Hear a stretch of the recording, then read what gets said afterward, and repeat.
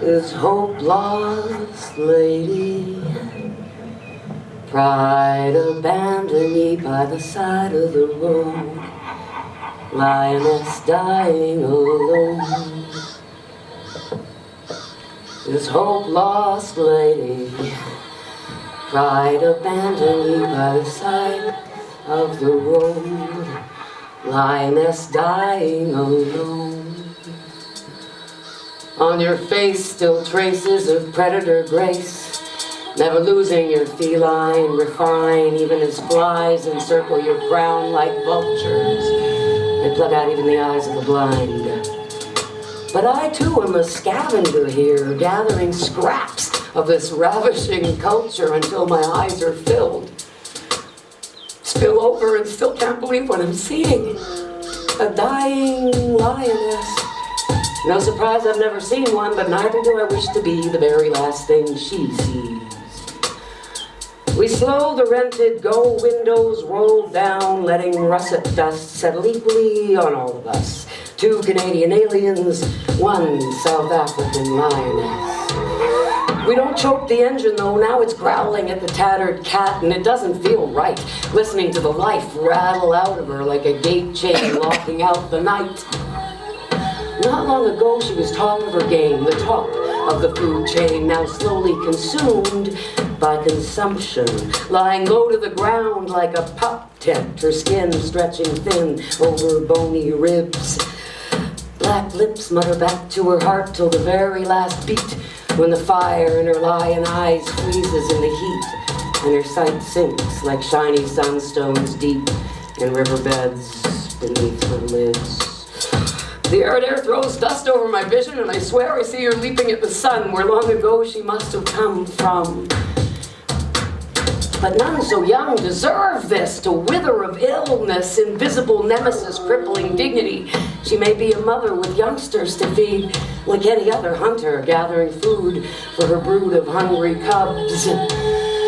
But who'd bother to let the local pride of lions know that the flesh of those Cape buffalo contains a fatal dose of bovine tuberculosis, and that this tenacious germ had recently learned how to leap to her species easily?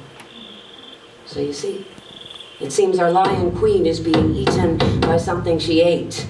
There may be no greater tragedy, but in the state of nature, it's consumer beware.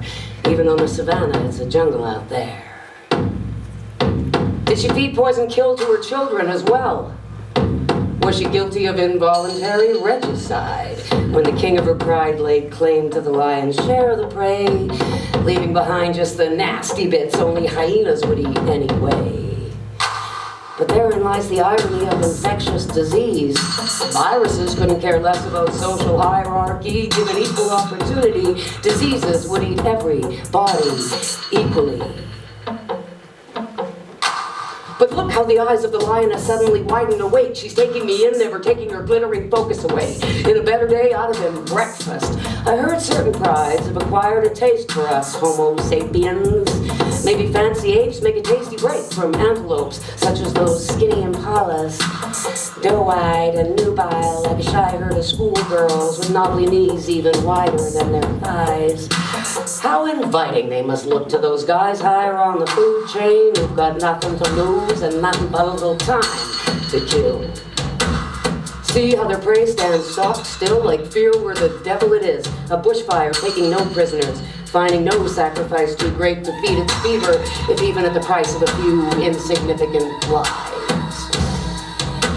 But I've heard of this pride have acquired a taste for human meat, specifically the flesh of young refugees from Mozambique who get caught trying to sneak over the border through Kruger in hope of seeking South African salaries. We met 2 of these guys on the road.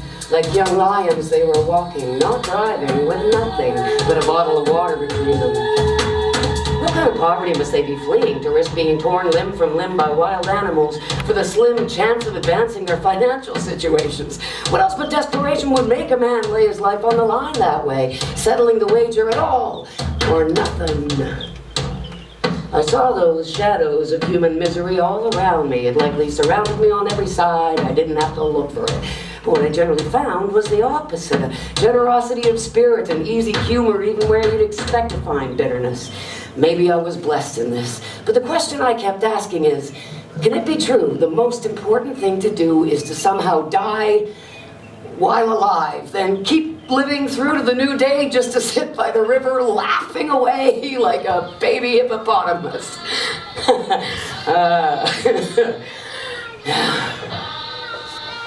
There's a sort of laughter seems to surface when you believe completely what you're seeing as though it were being shown.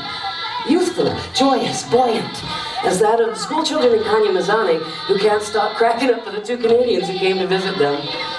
Yet, concrete walls of bubblegum pink surround their elementary school compound, laced on top with razor wire, and emblazoned with hand-painted slogans celebrating freedom and warning against the spread of HIV. The deputy principal asks me to perform a poem in the center of the courtyard, where there stands a spreading tree. Now youngsters gather beneath it in clusters like fruit. I choose a poem about meerkats, how they babysit each other's kits, while a watcher keeps a watchful eye for sneaking snakes or swooping eagles. The watcher stays awake to keep the young from harm.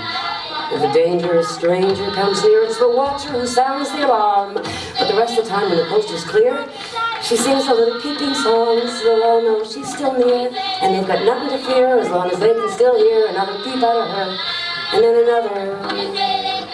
The kids in uniform clap at the end of the poem. Then the deputy principal takes a turn of her own at storytelling. It's clearly her calling.